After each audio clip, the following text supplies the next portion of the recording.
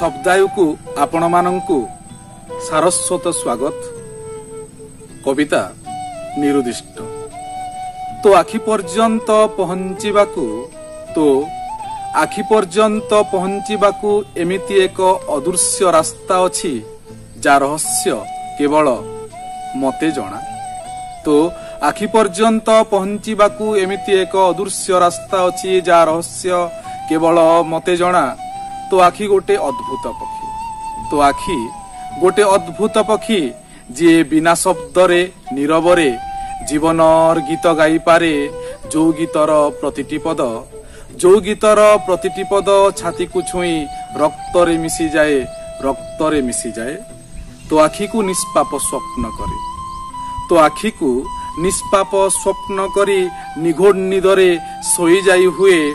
तो आखि को कानभास करी पृथ्वीर श्रेष्ठ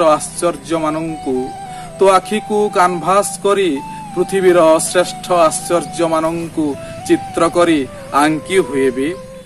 तो आखि भितरे मोदी आखि को निरुदिष्ट घोषणा करि सारिला परे समग्र पृथ्वीटा तो आखि परि दिसुछि।